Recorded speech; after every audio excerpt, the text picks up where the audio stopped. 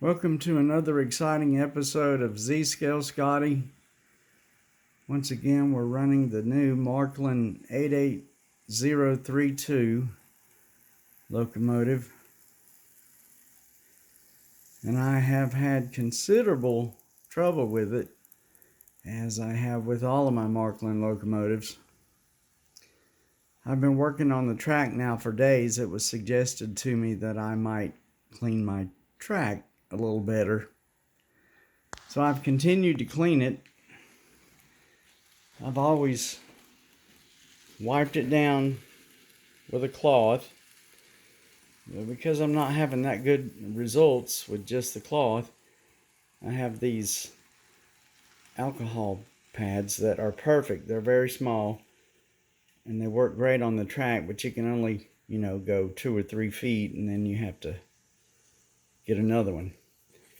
I've also had to use my handy dandy sanding block, which I don't like to use sandpaper on Markland track because it can put grooves and pits in it which will collect grease and other debris. Well, I've also used really high grit sandpaper, which is like 2100, and I didn't have any luck with that when it was running the opposite direction.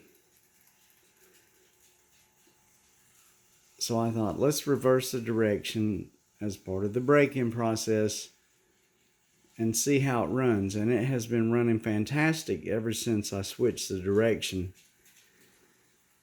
I'd had a few conversations with Frank about the possibility of having to return this locomotive, which I really don't want to do because, like I mentioned in the first video, the 8803 was one of the first locomotives I bought when I was a teenager, and I still have it to this day and it still works.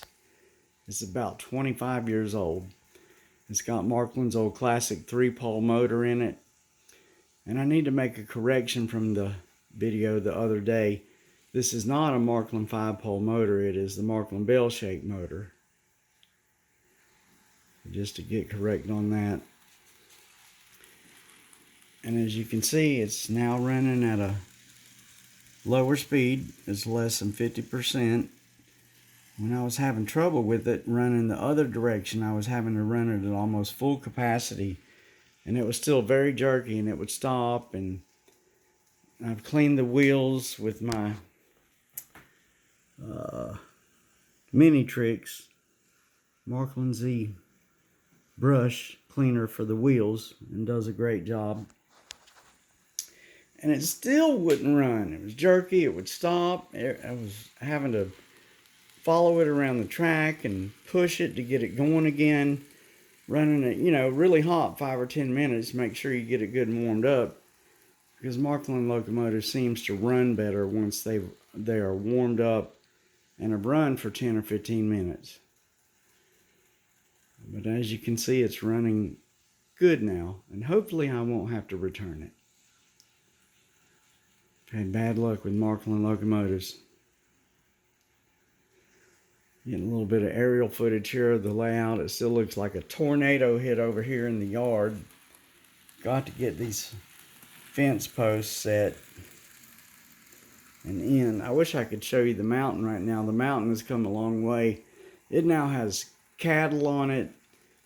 It has several cows. It has cowboys on horseback that are keeping the cattle in check. And I just got the fencing the other day so I can fence it in now. Make it look a whole lot better. And I've been cleaning the mountain line because the original plan for this little locomotive right here is to run the mountain line because it's on Markland's 8510 curve radius, which is the sharpest radius. And for these big long AZL locomotives and stuff, it's just too much for them to navigate. It would not be able to take those turns very well. So I bought this locomotive specifically to run on the mountain line, as well as the GP38s. And I've been working on the track all day, cleaning it on the mountain line. And we're going to test it out probably this weekend. I'll post a video of that for you guys. Here's the upper level vantage point. As I mentioned in a previous video, I've got some lighting. Can't wait to light up the houses. And we're going to move it into the living room and wire the rest of the switches.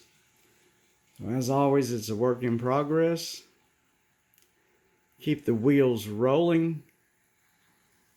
This is Z-Scale Scotty signing off.